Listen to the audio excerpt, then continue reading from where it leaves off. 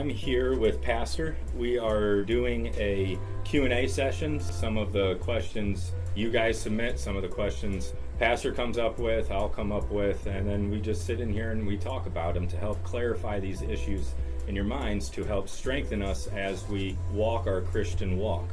So I'd like to thank you for joining us and taking the time out of your day. I thoroughly appreciate that. I am enjoying this immensely. I'm grateful for the opportunity. So I don't think we can fall into the trap of saying, well, what if a female feels called to preach? God doesn't call females to preach. Right. Yeah. So we have question number 20 today. All right. After one is saved and eager to share the gospel, what are some ways to prepare for and pursue ministry for both men and women? Yeah. Well, the presupposition, I think, is housed in the question, which I think is right, that men and women, male and female, are supposed to be actively involved in the ministry of the gospel. And I think that's a good perception. There's no excuse to not do the work of God, the work that God has called us to do. So I would break down particularly ministry items into two categories. Simply put, those items that everyone should be doing, and then those items that are uniquely related to gender roles. And it's more complicated than that, but for the purposes of our discussion today, I think it falls in those two categories. The first category is there are things in the work of Christ and for the cause of the gospel that everybody ought to do. You don't have to be male or female. Share the gospel with other people, pray for the lost, so on and so forth. But I think what's behind the question is, are there areas of ministry that are specialized to certain genders? Okay. So there are a number of answers to that question. I think the Bible is very, very clear in saying that there are some roles in family, some roles in the church that are uniquely designed for men, for males. And we don't need to go into specifics on that except simply to say Paul is very open and forthright about that in the New Testament in his Pauline epistles. And a pastor, an authoritative role such as pastor in the church, is for men. We must say God called men, but that's another question altogether. So it's not for every man, but it's for those men God has called to that service. And that is God's decision, not ours.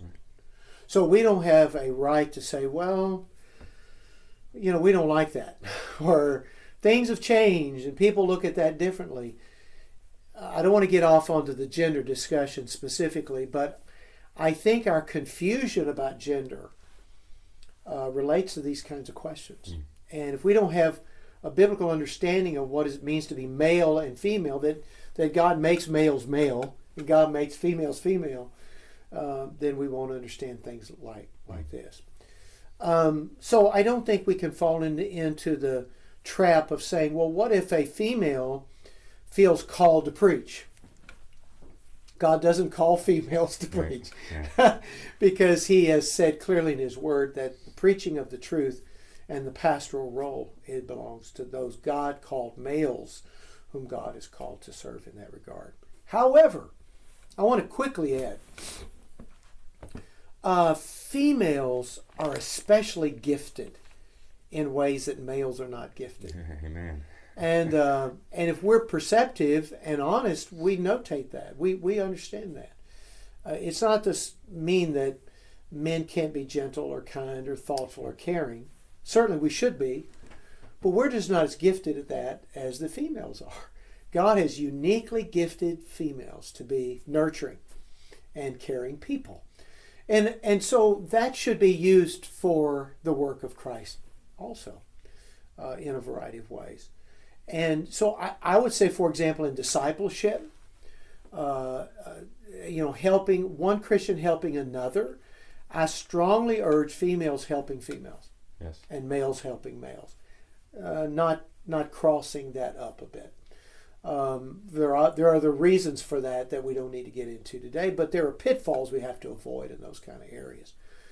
But women have an enormous amount of capacity for encouragement and understanding and thoughtful expressions to help people along in their way. Boy, we need them. Mm-hmm. We need them to be actively involved in the work of Christ in the church. So, generally speaking, I would say in that regard, be aware and be prayerfully aware of what God made you to be.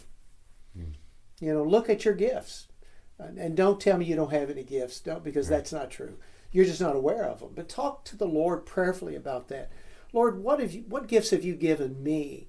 Now, if a female can teach, can think like a teacher, and can teach, there are opportunities for a female to teach in the church that don't regard assuming the role of pastoral authority and pastoral roles.